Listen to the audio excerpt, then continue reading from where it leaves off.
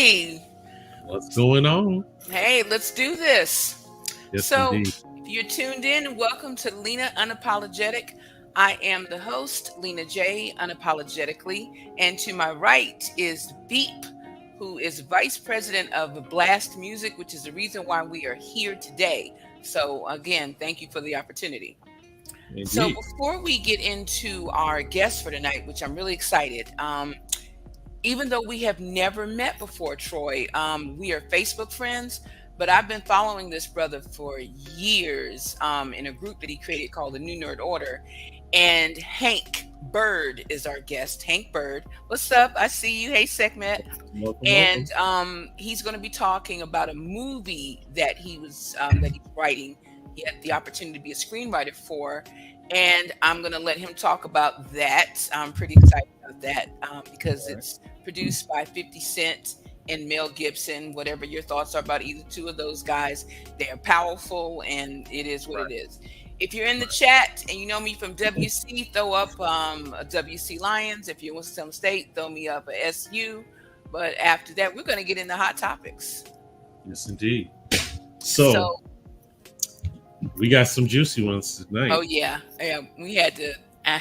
Actually, I was trying to decide like, do I want to go there on some of these? But this is one that I got to hear your thoughts on about this, Troy. And if you all have an opinion in the chat, please say something about it as well. I'm curious. Chance the Rapper, Yep. Okay, right here. bruh. I don't ever get. Okay, here's my thing. Can we leave it up for a minute? And Nice. this time It's I'm there. glad that the ass is on your side and not on my side. Um, First of all, let me say it's Carnival. But hey, Sophia, for those of y'all who do not know about what happened, Chance the Rapper, who is normally considered a mild-mannered lyricist, doesn't get any trouble, don't want no problems, easy to get along with. You never hear about him doing anything bad. But he went to Carnival in Jamaica, and he gonna have this big booty, doing a dirty wine on him. And I'm not mad at him. It is Carnival. I mean, I'm a woman. If he were my husband, I wouldn't want to see him all up against this big booty. But in all fairness, what goes on in Jamaica stays in Jamaica. What do you think? Disrespectful or not? That's a tough one because like you said, when you go into the Caribbean, you roaming where the Romans are roaming. You know what I'm saying? You're Right, doing exactly. Perfect way of seeing it. and shoot. Keep it real now. Come on, B. No. Hey, definitely. The smile is because I grew up in the Virgin Islands. So That's right. living in St. Thomas when it was carnival time and they have what's called Juve, it was all kind of shenanigans and debauchery and whatnot. So to see a picture like that, if you are going to attend the festivities, that's a part of the process. So I'm with you. I think we're kind of like on the same page with this. Now, from what I've seen on the internet, wait a minute, do we have a third person joining us? I think we yeah, do. it's D-Ray, but we'll get to him in a second. The pictures Okay, you know what I think? I think he saw that booty and it just kind of made him come on screen. It's like ass appears and D-Ray materializes. I don't know. That's what I'm getting from it.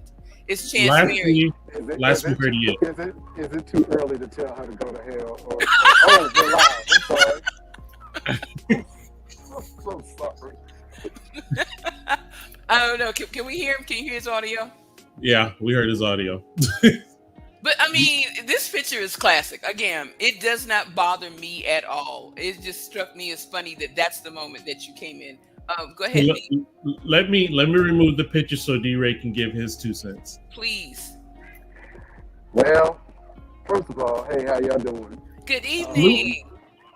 I am banished to a little league baseball field in the middle of nowhere, and it's cold out here, so I ain't necessarily all that happy. But We're happy to have you here. Thank you. Happy to be here. As the old folks say, I'd rather be seen than viewed. So it's good to see y'all. But Looking at that picture, okay, you can't get caught slipping like that. For real, for real. You just can't. The Ray Charles defense is not going to work for you. Now let me ask And, this to you. and What would the missus say if she saw you dancing like that?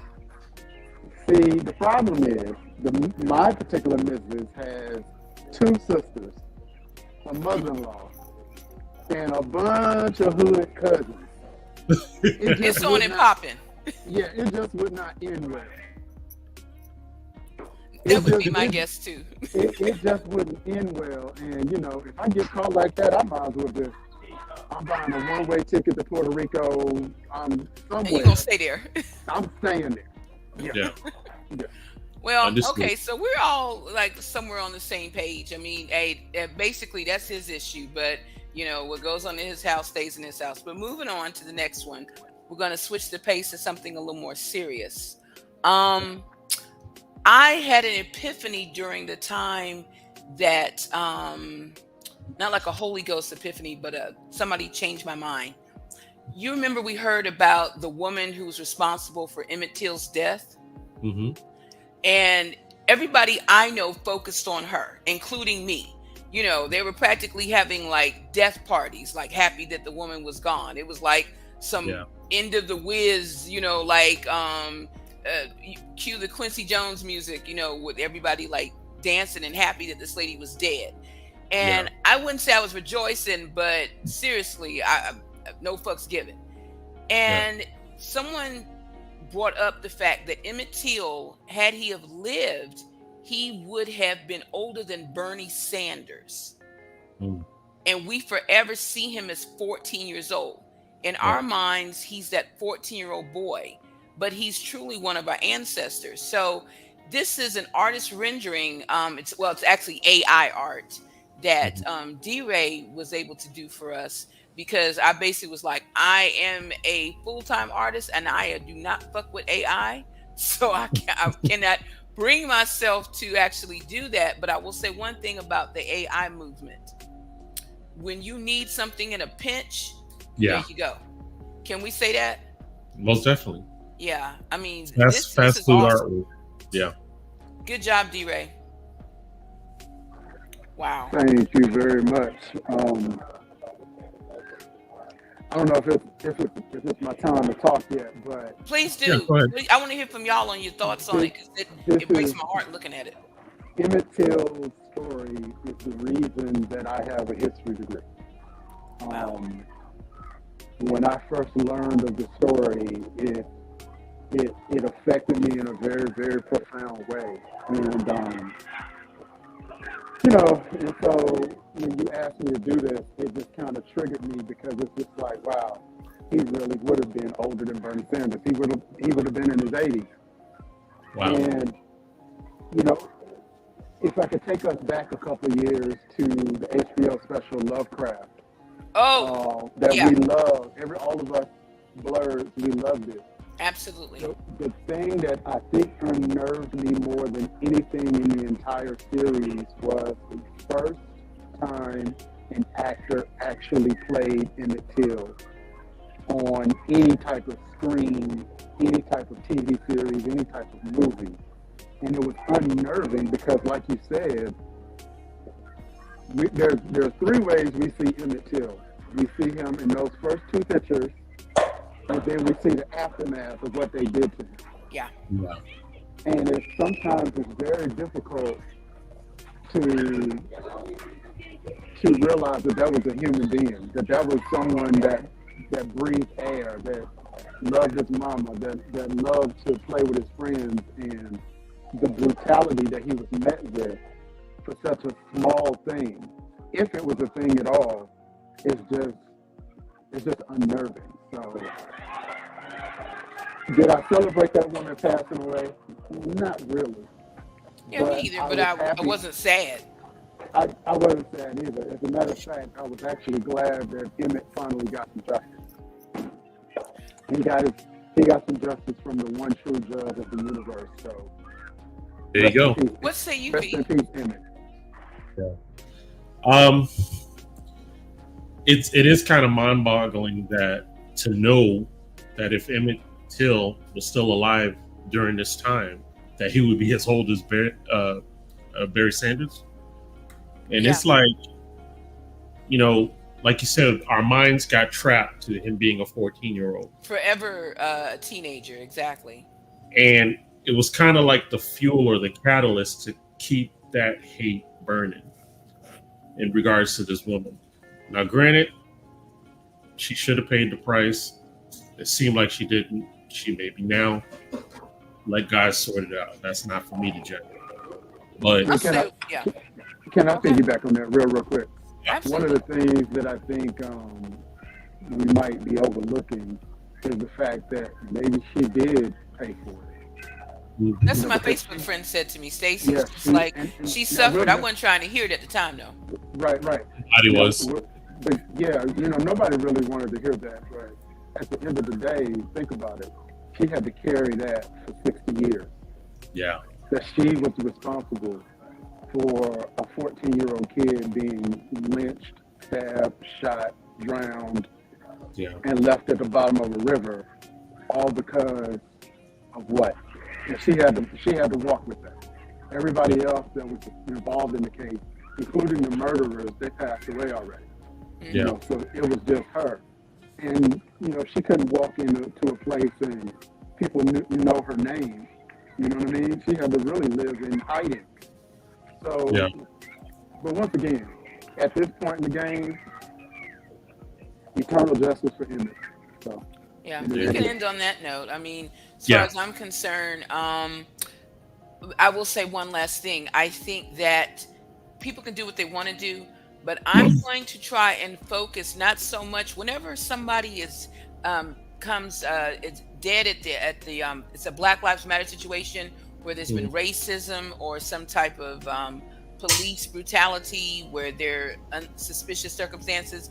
We tend, as African Americans, collectively, not all of us, collectively tend to focus on the murderer and not the murdered. So I'm going to start doing that. Focus on Ancestor Emmett. That's what I'm calling him, Ancestor Emmett, because that's how I see him. He's amongst the ancestors, and maybe he is like your AI portrayal of him. So let's go on to speaking of troublemakers. I was at Walmart shopping the other day, and I ran across this best-selling book, and it kind of tickled me, so I took a photograph of it. Curious if you guys would be interested in buying this book. Tucker Carlson. Oh, how the mighty have fallen. So, and this was a hardback book, and New York Times bestseller. As a caricature artist, I can appreciate the cartoon that was done. Although, had it been me, I would have gone in, just because it's him. So my question to you guys, not so much about the book, but about Tucker Carlson. Any thoughts on where you think he's going to go? Do you think he'll bounce back, or do you think like this is it? Let's just be clear here, for real. Tucker Carlson is worth what, $15 million right now? He can, if he didn't work another day in his life, he'd be fine.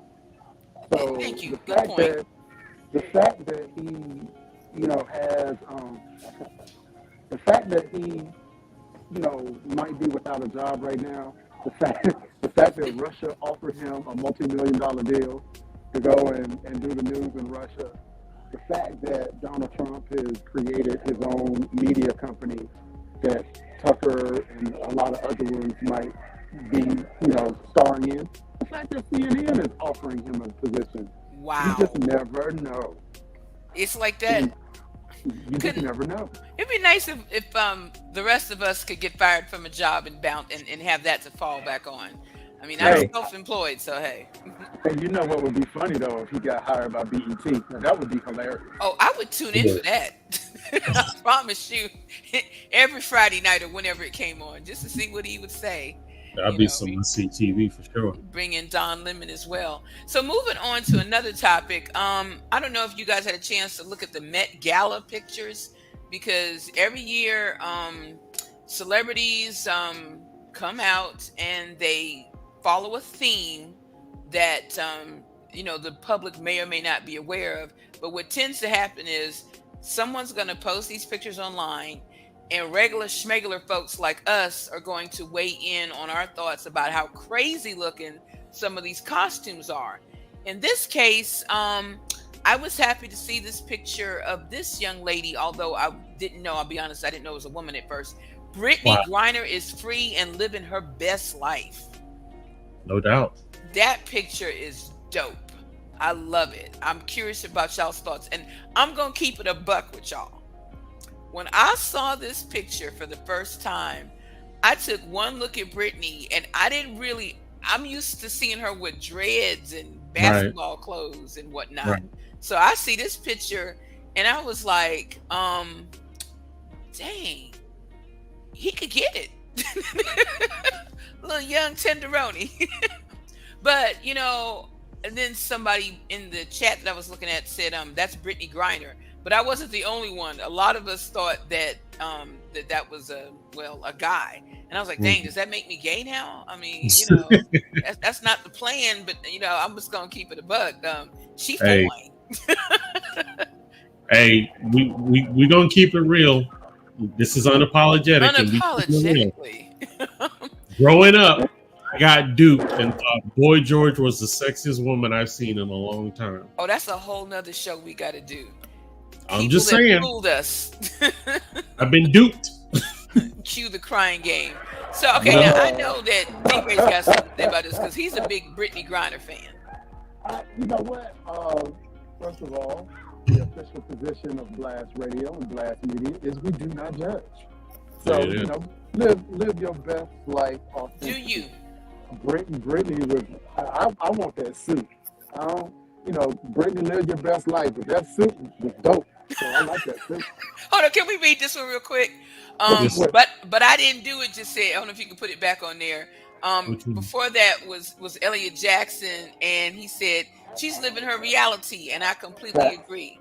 And again, but this is what I like. She did look good as fuck, though. I mean, where is the lies? Like, look, where's the lies at? There are some people, I don't care where you fall, if you're being honest. Right. One thing about me, I'm comfortable enough in my sexuality as a straight woman that if I see a woman that is a good-looking woman, I have no problem saying like, "Oh wow, she's gorgeous." Right. People get so homophobic. It's just, chill. Thank you. I am man enough to say about another guy that he's a handsome fellow, but it don't mean I'm trying to shack up with him. It's just giving him his flowers. That's it. I admire men that can be honest about that. I had a friend of mine once where his homophobia bothered me so much that it was hard to hang out with him because I was like, the man doth protest too much. Well, I get it. You don't go that way. What you think on it, D-Ray? I mean, like for real, at this point in the game, unless you are threatened by, I don't know, you think people are just going to come abduct you and sprinkle you with LGBT dust. Gay juice. Yeah, you know what I mean? They're going to sprinkle some gay stuff on you. I just don't understand it. It is what it is. Stay out of people's business. How about that? Can I just say this off topic? With that hood on your head, you look more sinister bastard than ever. Do you see it, B? It's not just me, right? No, I mean, it's like something out of Star Trek.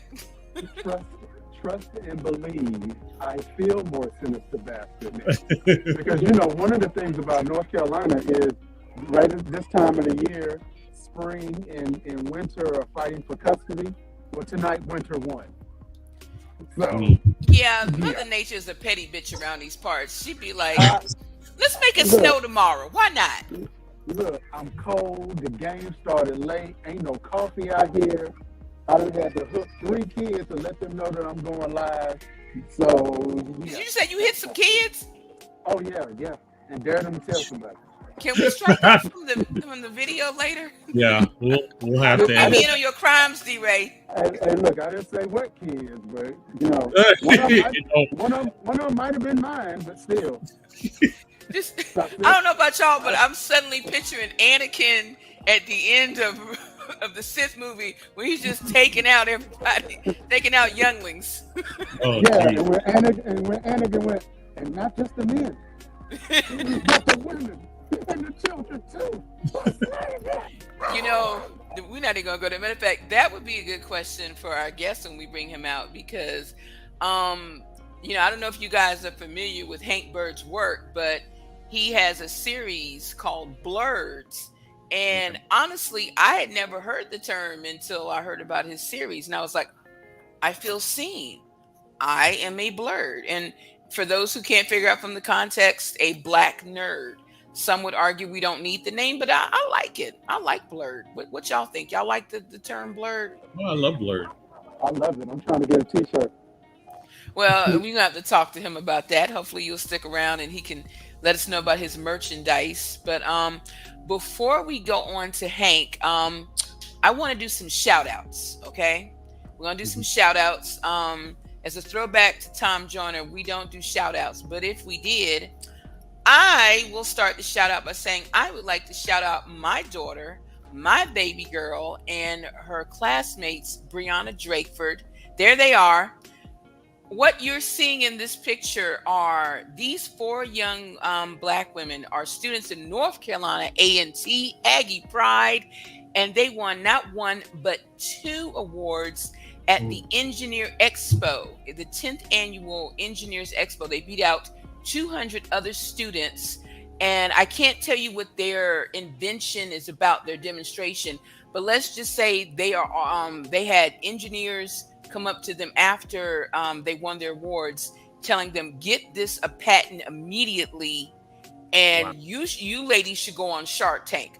And if I can just be unapologetically biased, I love the fact that these are 4, what's up, Carlos?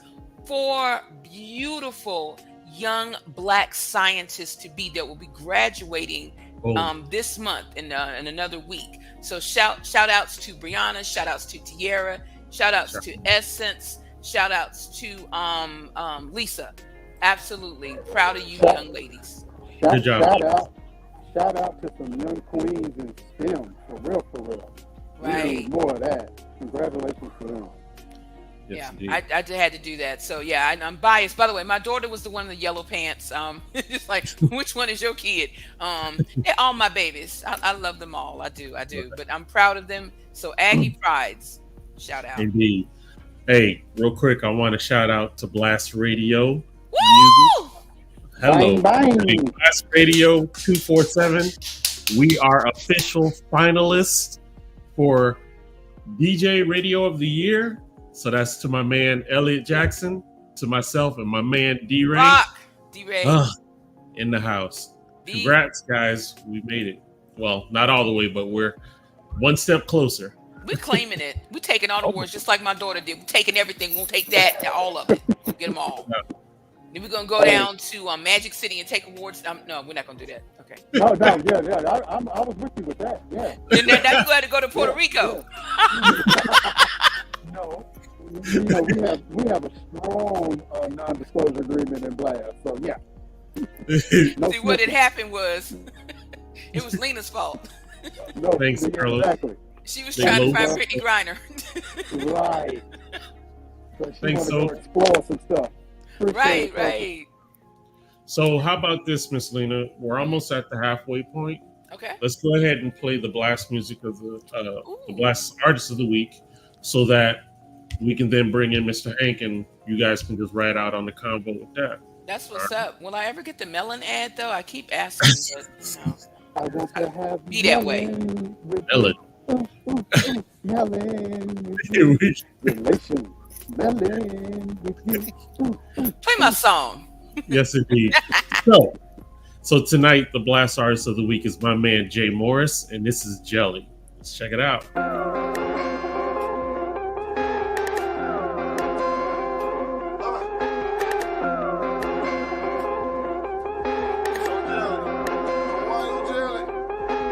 I've been getting money, now you jelly, that's a no-no. You like when I was bumming, now you jelly, that's a no-go. You hate it, that's a you thing. I told you that before. Pull off in the new thing, but you know how it goes. Oh, you jelly, that's a no-no. Oh, that's a you thing. that's a no-no. Oh, that's a you thing. Oh, you jelly, that's a no-no.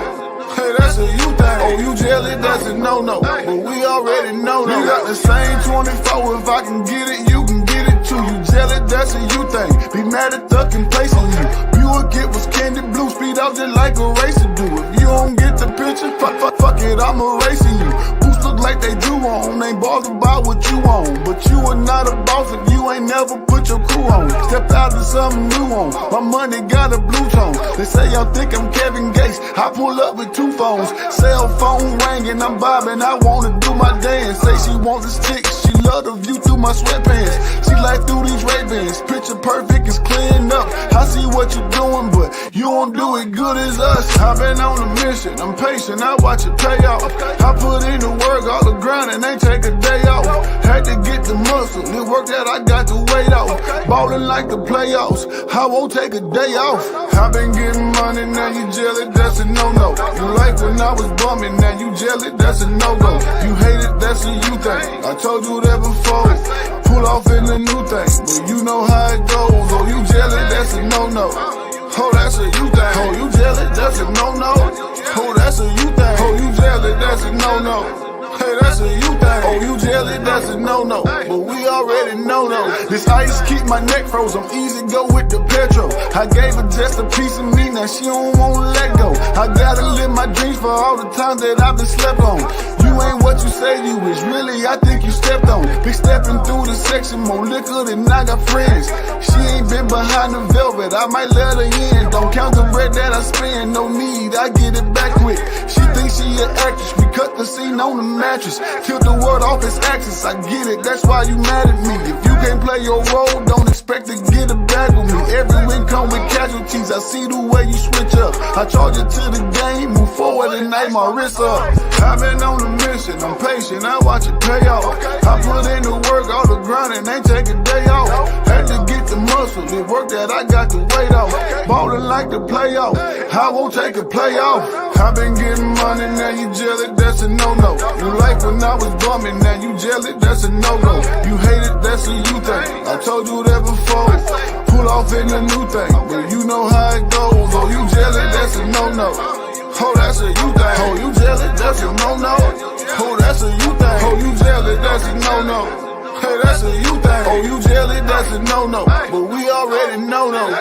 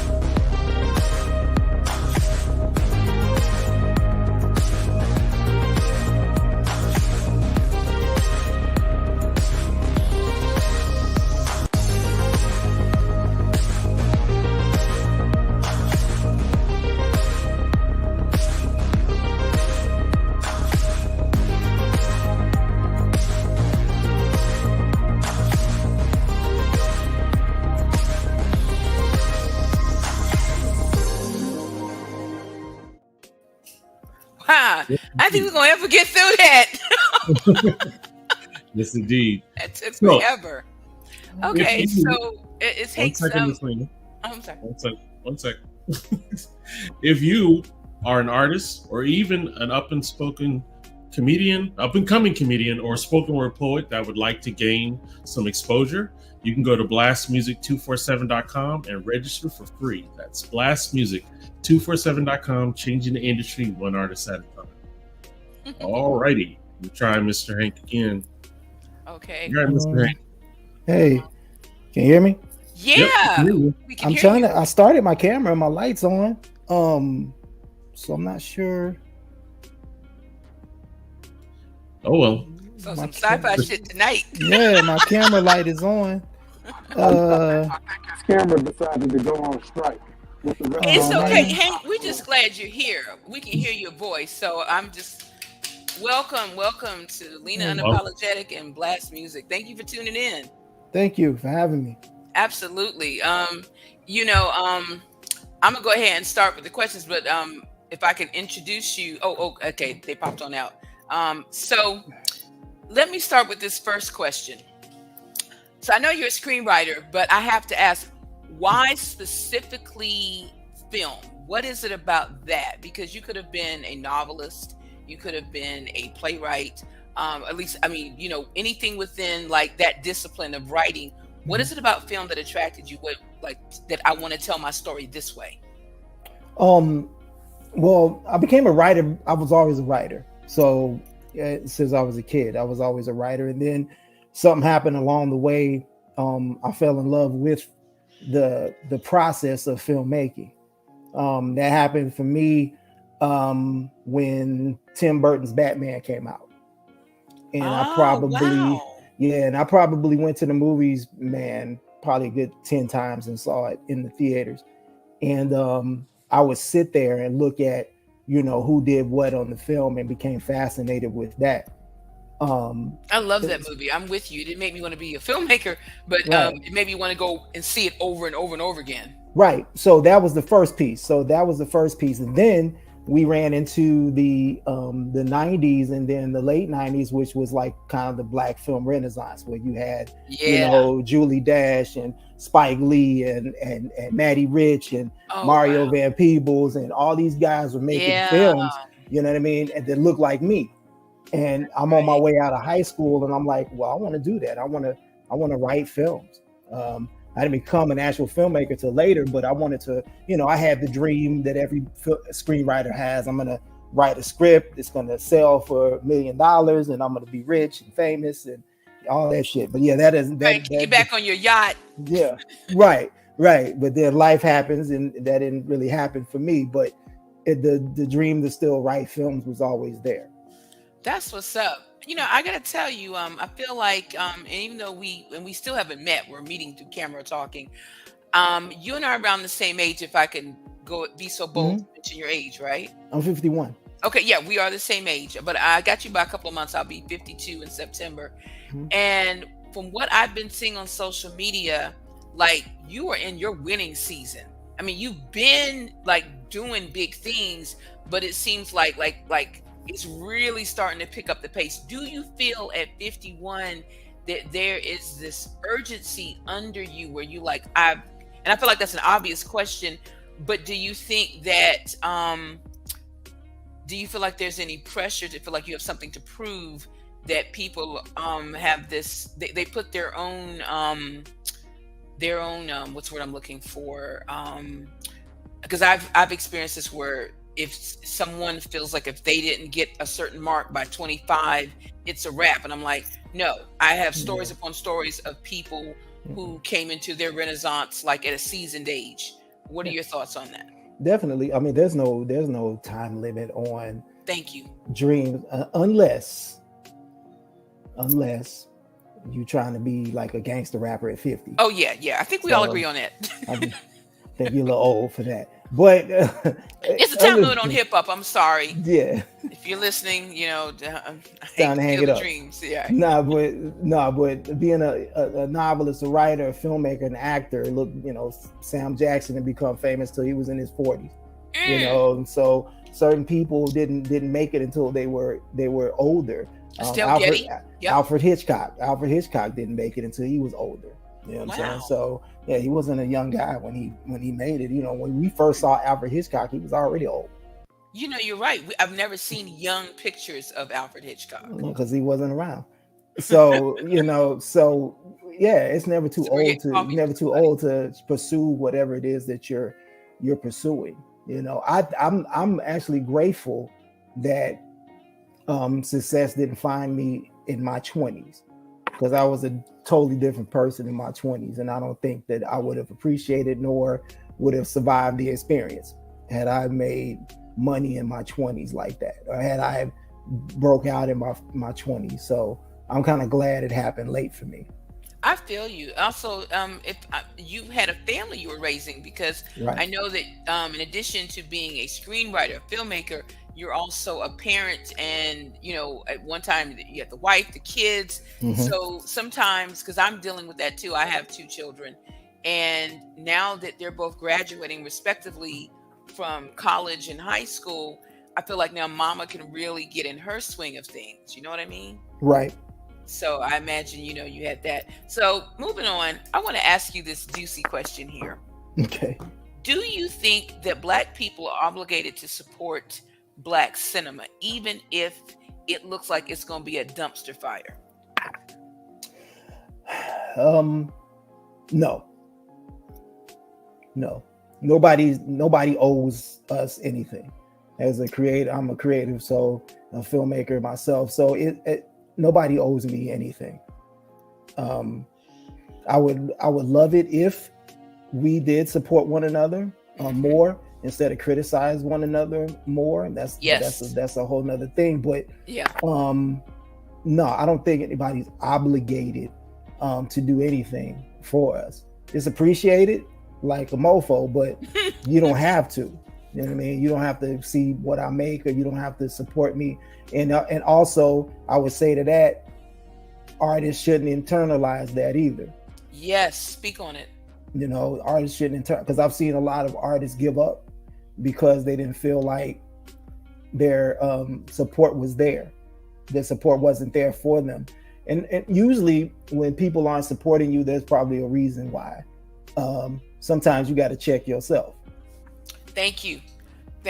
I'm gonna tell you a quick story. When I was in college, this is my school I'm representing, Winston-Salem State University, and just for kicks, I was in a play. We did the Amen Corner by James Baldwin. And long story short, I was mad because the students to come out and support our play like they were supporting a Chitlin Circuit play called The Beauty Shop. And I saw it as well. And I'm like, we're doing Baldwin. They should be coming out in droves. And my professor, Dr. Edie, shouts out to him, said, Miss Hopkins, it is not the job of the artist to tell the people what they need to go see. It is your job to produce art that will make them see it no matter what. That's right. If you do that, you won't have to worry who's coming and who's not. They'll be there. And I never forgot that. So that's kind of what I think. Like, if they're not showing me love on this, maybe I need to build a better mousetrap. Right. It is what it is. Right. But I thank you for your honesty on that. So on another note, I want to know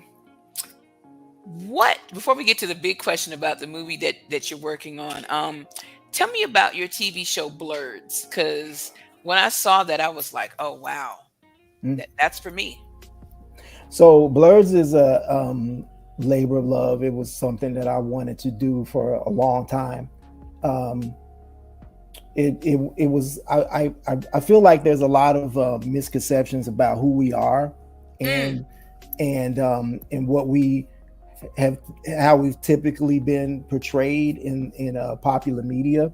Yeah. And so normally when you think about a Black nerd, you think, or even white nerds, they're caricatures. Urkel. Yeah, Urkel. You think about the guys on Revenge of the Nerds. You can think about Lamar Latrell on Revenge of the Nerds. You can think about Urkel. You can think about all these different caricatures, exactly, who don't really represent us. We don't walk around with pocket protectors and glasses and talk like this and all of that. So I wanted to present something that was closer to how I grew up. And most of the guys that I knew that were nerds, they lived in the hood, man, and they lived and dealt with things that most kids don't deal with, but at the same time they still had an affinity for sci-fi and comics and genre films and collectibles and everything else, even dealing with being Black and everything that comes with that, and being a nerd and everything that comes with that.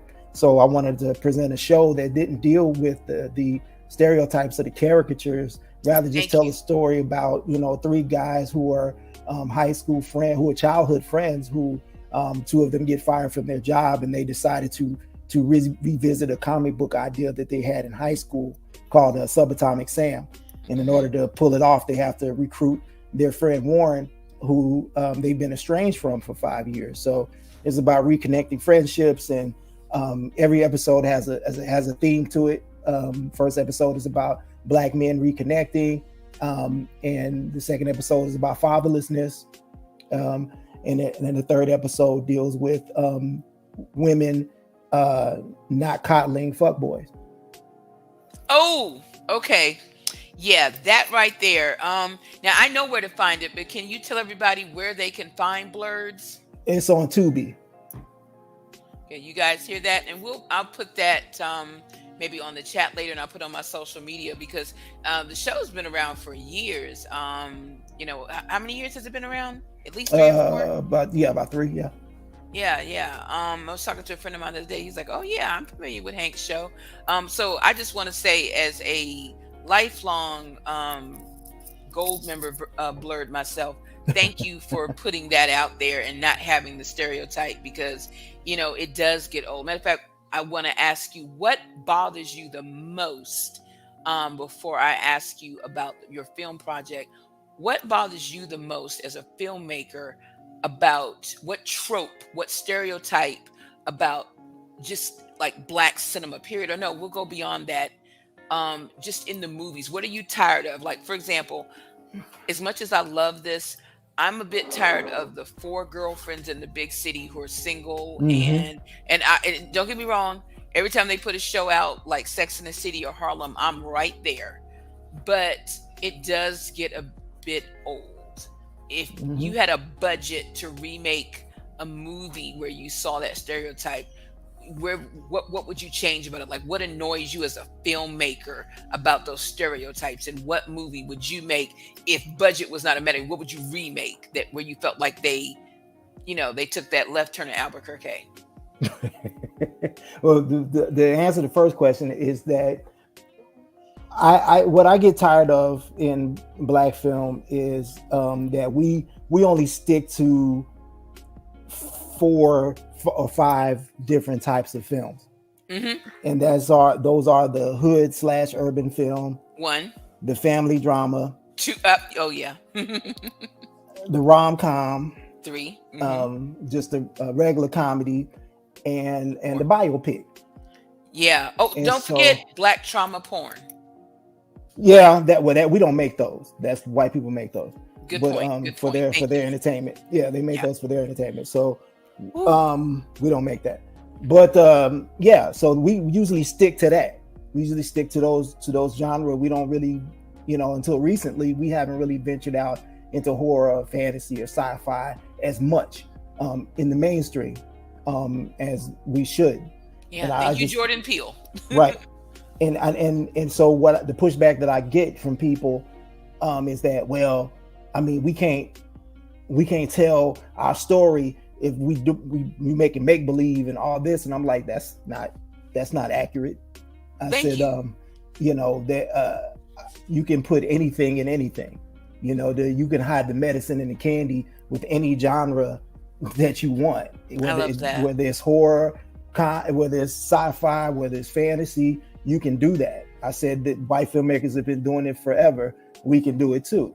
If you look at a film like Neil Blomkamp's District 9, you have a ship with alien slaves in the hull hovering over Johannesburg, South Africa. That's right. You didn't think he had something to say with that film? So we could do the same thing. You can hide the medicine in the candy within any genre that you want. But like I said, I think we stick to what we feel is safe. So we feel like the hood urban film is safe. We feel like the family drama, single location drama is safe. We feel like the rom-com, which we've done to death, is safe. Butts and seats, we're gonna make money, right? Yeah. But that's what's gonna make me money, right? And that's what everybody else has been doing. So let me do that. Okay. Which you can use those genres, but do something different. Do something different with the hood, the hood of the urban drama. Like one of the films that I love to death is Attack the Block. I love that movie. I've never seen that before. Okay. Oh yeah, it's John Boyega's first movie. So you got you got some hood kids in London, and they got to save the block from aliens.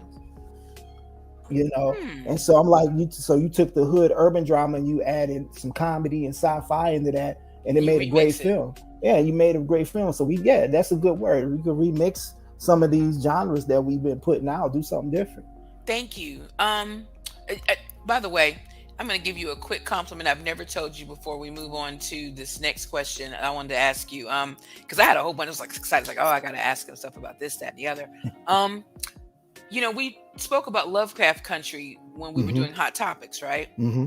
So we were talking about Emmett Till and what he would look like had he lived, to be a ripe old age.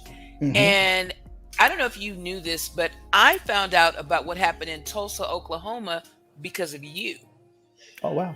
Yeah, because I know you're from there. Mm-hmm. Well, I'm not And from here, but I got roots here. Yeah. okay, sorry, but I know that, like you said, you've got roots there, and I knew about Black Wall Street, but I didn't know that it went down like that. I thought it was like, Mm-hmm. oh, Black people, Mm-hmm. were entrepreneurs and made money, and that's where the story ended. That's what they taught me in North Right. Carolina, Right. that we prospered, not yeah. that we were slaughtered. Oh yeah, it happened a lot of places. That's what people don't understand, and they Mhm. hide that. I'm from Georgia. There's parts of Georgia that were black towns that are now lakes where people ski do and everything else. It used to be a black town there, Seneca Village, which is Central Park now. Rosewood in Florida. That's right. Black Wall Street, several places Durham, across North Carolina, we had one Yeah. up here. Wow. Yeah, But I didn't know about Tulsa. I mean, No. I want to say that was one of the bigger ones, was it not? it was one of the biggest acts of domestic terrorism probably in history. Because they Yeah. use airplanes and dropped turpentine bombs on people's homes and burnt it to the ground. Okay, I'm going to move on from that. What I want to ask you about right now, that I'm really burning to ask you about, the movie that I don't know if you're still, no, you're done working with it. You were one of the writers on a new movie coming out. Can I say the movie? Yeah. Okay, just want to make sure. Boneyard. Mm-hmm. And produced by Mel Gibson and 50 Cent. Well, they're starring in it. They're not producers. Oh, I thought they were also okay. I can check my notes on that. What was it like working with them? Because here's the thing. I know people have strong opinions about them. They're highly polarized people. Mm-hmm. You love them or hate them. Mm-hmm. I'm not one of those people that.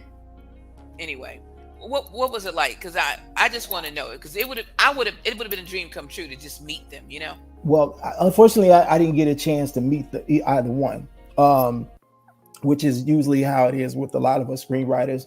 We're brought in before we even know who's gonna be in it, right? Oh wow, okay. And so I worked on Boneyard probably a couple years ago, on and off, and shout out to Vince McDaniel, who's the one of the producers on the film. He brought me in to work on it, and he told me the story. So it's based on a true story, and I just put my style to it and everything, and they liked it.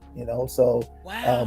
Later on, Mel Gibson comes on, 50 Cent comes on, after it's already gotten funding and everything else. So I don't have anything to do with that, and that's the one disclaimer I need to put out there, because people, man, I got a bunch of inboxes. I got people talking crazy and everything. Oh, so you making movies with Mel Gibson? I said, no, I wrote a movie that somebody hired Mel Gibson to They do. did not. Did the hoteps come for you for real? Oh yeah.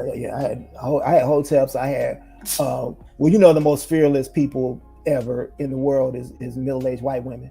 So they came at me. The Karens came for you. The Karens came full-fledged for me. Oh, wow. And so I was like, I just wrote the movie. I don't have nothing to do with who they hired to be in it. That came later. So I don't need to address that. You've been on your grind for years, not unlike myself. So unless it were actually like Beelzebub, Satan, Right. I don't have a problem working with people. Are you paying me? And here's my thing. I wouldn't sell my soul to the devil metaphorically, but I guess I look at it like, when it comes to people like Cosby and other people that people come from on a regular, if we do this PC thing, this cancel culture thing, there's not going to be anybody left, because I, anyway, I could go on about that, but so you've been sitting on this secret for years, and you couldn't tell anybody that you were working on this, huh? Well, this is the thing about being a screenwriter. A lot of people get the misconception that if you're not, if you didn't write a film that got produced, or you wrote what you call a spec script, that Hmm. you're not working. That's not true. I've worked on several films. I've worked on the scripts for several films that I contractually can't talk about. I And got you. so what happens is we come on, and we do touch ups on the scripts, we do rewrites on the script, and a lot of times that is uncredited. And so this is the first one that I'm actually the lead writer on, and I'm credited first on there because I wrote the draft. I wrote the initial draft for the film. So with other scripts that I've worked on or other films that I've worked on, I was just brought in as a work for hire. I did my thing, and then that was it, and I got paid for it. But I won't get any credit for that, unfortunately. This one I will. Hmm. You we'll talk later, but you actually just hit me to something. I have a opportunity that I've got where I'll be working with a screenwriter myself, and Mhm. there's so you could fit what I don't know in a city. So because my area is visual art. I mean, well, anyway, thank you. I just learned something. I've got some other questions. I know we're getting close to the end, but I want to know, like, is there a director that you'd like to work with that you have in mind? And I would not assume, knowing you from the New Nerd Order, the group Mhm. that you created on Facebook, that is my favorite nerd group. Thank you. Um, I know that if it's you, I'm going to assume it doesn't have to be an African American director. You're like Mhm. you would not pigeonhole yourself to it being just that, right? No, I have a lot of directors that I admire and are my favorites. Okay, do tell. If I had to pick somebody to work with as a writer or anything, definitely I would love to do something with Spike Lee. I would definitely love to work with Spike on Oh, something. Um, really? Cool. yeah, I think he's at that point in his career where I know he wants to branch out and do other things. I would love to see not that one that he did, that sweet blood of Jesus bullshit, but I would love to see him do. I would love Chirac. to see him do. Man, I would love to see him do a horror film, like a for real horror film. I would like to see him Hmm, do something sci-fi. I would like to see him do something out there. He said he wants to do stuff like that. I would love to see him do that. I would I love. love Spike. I would love to bend Tyler Perry's ear. Um, Thank you, because people come for him like he stole money from them. Man, look, I'm so that tired of us with that. that dude has the infrastructure to do a lot. I think that, and I know he if he probably heard me, he probably wouldn't agree, but I think he needs a team of good writers, I and agree. if he had a team of really good writers, I think he could put out really amazing content that he doesn't have to direct himself, but just put some money behind and put his name behind, and I think that he could really do a lot. That's an honest critique. See, the Yeah. difference between you as somebody who's like gone to school, studied this, know the craft, offering up a critique versus the haters like, why do wigs look like that? How come the wigs look like, I'm like, you're right. I hear what you're saying. I love Tyler, but I could see where some improvement could, yeah. Yeah, some improvement could be made, on that. Yeah, so I wouldn't mind working with him. Yeah, and I would love to work with, because I'm big on action too. I would love to work with the Russo brothers. I would love to do something with them. Okay. What Yeah, about a Scorsese? Somebody like that, the man, classic directors. that's Too old? man. No, no, no, no. Okay. I don't, I don't know if because they're so. I don't know. I don't know. I would love to work with Scorsese, but I don't know what we could do with each other.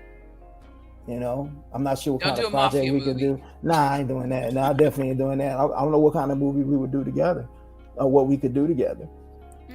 because he typically doesn't, you know, work with black people. Really? I didn't know that about him. Yeah, Oh, you interesting. look at his films. I mean, he's got like black people in it, You got a point. but not starring. Uh, Fugazi. So I have a couple of sort of lighthearted questions to Sure. ask you. We always ask this of, well, it's the thing with the blast media. Batman versus Superman, Uh-huh. going down, to the death. I'm of the opinion that Superman is going to win any fight with Batman. I don't even know why that's a discussion. Right. What do you think? I agree. The thing about Batman versus Superman is that if you read the comic book I of do. it, Grew up with him. you read the comic book of it, you know that Clark held back. Yeah, He held back. He could have absolutely. Thank you. he could have ripped him out of that suit by his face, and it'd been the end of it. Right. He held back in the He fight could go back in time and kill Batman when he was a baby. because he's not a killer. A person. Right. Superman's not really a killer. That's not his thing. So yeah, I mean, he could have. But then you fast forward to Injustice, where Superman did kill people, killed a lot of people, and that's not his thing. So that's the reason why Batman survives that whole thing, is because Clark, that's my friend. At the end of the day, Bruce is my friend, and I don't want to kill him. We could have easily. Two more questions before we go. And there's, again, in a more casual setting, like along with my co-host, we could ask even more questions because we're all serious blurs here. This is the basic one, but I have to ask, and we've talked about this in your group ad nauseum, the Marvel versus DC thing. Where do you stand on it? Because people get real hot under the collar when that subject comes up. I mean, DC was first, but for me, I'm like, DC for comics, Marvel for movies. Yeah. Read? Okay. Yeah, I can agree there. I think the thing that Marvel did right was they, had a plan. Kevin Feige and company, they had a plan. So they mapped out, I think, the first 5 to 8 years of what they wanted to do, and they had a plan. And this is what we're going to do. It's going to be continuity. It's going to be a universe. We're going to make sure that we have everything mapped out. DC saw that, and I think they wanted to try to duplicate what they were doing, which I think was a mistake. I think they should have, fleshed out Batman, Superman, Wonder Woman, Aquaman, The Flash, Green Lantern first, taking the time to map those characters out. If you want to duplicate something, map your characters out first, which is what Marvel did before they brought them all together in a big film. Yeah, that's a very good point. Yeah, that would probably. I didn't really look at it like that. I mean, a lot of times, like Joe Public, especially if you don't have the background like yourself, we don't know why it's not complete. We just know something's missing.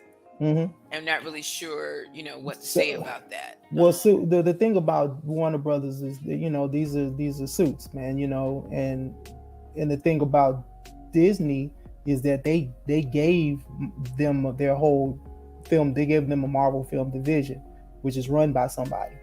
Okay, now Warner has just given James Gunn and company their own division to make DC films. They didn't have that before. It was the suits hovering over their back, and as soon as something looked like it wasn't going to be successful, okay, we're gonna just revamp everything. Okay, we're gonna throw that out and do this now. We're gonna go in this direction now. No, you should have just mapped out everything. You should have left Zack Snyder the hell alone. Is what you should have done. You should have left him alone and let him finish his story arc. Okay. Yeah, I kind of agree on that. I'm thinking about that. Because he had a plan. I just thought of a question. It's gonna have to wait till another time about the Flash movie. You know who I'm thinking of, but I'm not gonna talk about him right now. But because we are at the we're at the end. So before we say our goodbyes, I want to ask you: is there anything you want to share with any, not just a screenwriter, but just a writer? Period. Any wordsmith who might be listening right now, or this could be shared because you have so much, to impart about your journey. What could you say, I guess, kind of quickly, to inspire and motivate? Sure. A writer writes. You should always be writing. I You like should always that. be coming up with ideas. You should always be working on those ideas. I do what I call I have an idea garden where I put all these ideas in a notebook or a file or something like that, and then I'll go Hmm. back to them, pluck out what doesn't work, add in what does, everything else. Second thing is, if you're Put really that down. serious about being a writer or a screenwriter, don't put all your eggs in one script. That's not going to work for you. The, Mm. the 5 words that kill writers is, what else do you have? Those are Ooh. 5 words that kill 99% of writers out there. You wrote this great script that, hey, this is going to be my ticket. And then you go to someone and they're like, it's okay. What else do you have? And they're like, oh. Well, this is all I Wow. have. Okay. Yeah, that ain't gonna work for you. So you have to have several scripts written. It's very rare that, hey TA baby, it's very rare that you'll see somebody make it on one script. Okay. And the third thing is to be a screenwriter. Again, like I said in the beginning, don't always think that I have to be a produced writer to make money as a writer. That's not true. You can make money editing scripts. You can make money proofing scripts. You can make money doing rewrites. You can make money giving notes to other writers. You can be of service. That's the best way to network, is to be of service. And so that's why I started out with some of my writer friends and producer friends. Hey man, could you look at this script and give me some notes on it? Sure, I'll pay you some money, whatever. Hey man, could you do a rewrite on this script first? I remember my good friend Jim Burleson. He called me one day in a summer years ago, and he was like, "Hey man, I need you to do a rewrite on this script. It's a couple $1,000s in it for you, but I need it in 24 hours." Wow. So That deadline. Oh, I know that work. so I immediately became sick for my job, my day job. So I love it. I love it. I had I a love bad it. cough. So yeah, and so I worked on that script and got that money. You know what I mean? So I know that's right. there's ways you can make money. There's ways for you to network and get yourself out there. But everybody wants to be the star or everything else. But I say find a way to be of service. That's the best way to network, is to be useful. And once people see your usefulness and your value into the organization, that's when doors start opening for you. That's gold. Thank you, Hank. This was just entertaining. This was enlightening. Thank you so much. So we're out of time. So I just want to say thank you for coming. The beauty of this interview was the wisdom you shared was so powerful. We didn't have to see you. I mean, it would have been nice, but didn't have to. I mean, because every word you said, was just, I appreciate it. Thank you for coming out. So we're going to say goodbye. Appreciate everybody for tuning in. We'll be back next week with another exciting guest. I am loving these interviews. I'm learning so much. Thank you for watching. Good night. Good night.